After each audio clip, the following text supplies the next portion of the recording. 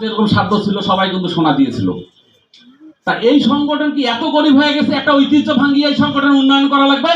ওনারা আমাদেরকে ডাকছিল, আমরা ওনাদেরকে অনুমতি দিছি। কালু মসজিদের টাকা, কালু মসজিদ যেটা বলছিল যে ওদের অনুমতি ছাড়া আমরা টাকা দেবো না, আমরা কি দেই নাই? ওনারা যদি আমাদের ডাকতো যে আরো টাকা লাগবে, আমরা কি অনুমতি দিতাম না? এটা কি আমার বাপের বাড়ির টাকা? আপনারা আন্দাজ দিয়ে কোনো কথা নাই, বার্তা নাই, কাউকে বলা নাই, শোনা নাই, আপনারা একটা ঐতিহ্য ভাঙি ফেললেন। এত সংগঠনের অভাব ধরে গেছে আমাদের, লক্ষ লক্ষ টাকার তো হিসাব শুনি।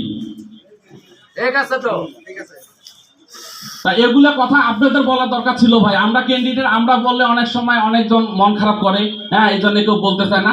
আমার হলে মন খারাপ টন খারাপ করার দরকার নাই। কে মন খারাপ করে করুক, আমি লিগ্যাল ভাবে চলবো, লিগ্যাল কথা বলবো। আমার সাথে অন্যায় হলে আমি ধরবো, সে যেই হোক আমার সামনে। সংগঠন আমার, আর এই সংগঠনের মালিক তো আপনারা, সিদ্ধান্ত দেবেন তো আপনারা।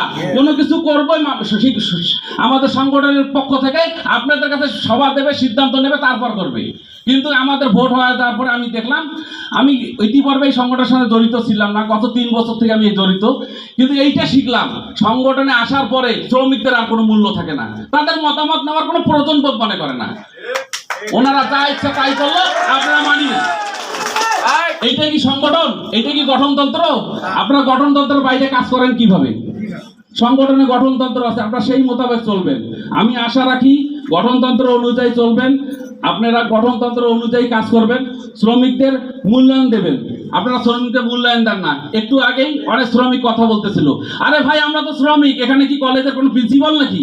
কেউ না কেউ কথা বলবে, কেউ না কেউ ডিস্টার্ব করবে, একটু কথা বলবে, এত রাগ হওয়ার কি আছে? আপনারা কালকে ফোন করিয়া বলেন শেষ হয়ে যাচ্ছে, শেষ। আর আজকে শ্রমিক ভাই এতগুলো আমাদের কাজ কাম বাড়ি ঘর সব ছাড়িয়ে এখানে আসি বসিয়েছে, আপনারা এদের খাওয়ার জন্য একটা ব্যবস্থা করতে পারেন নাই?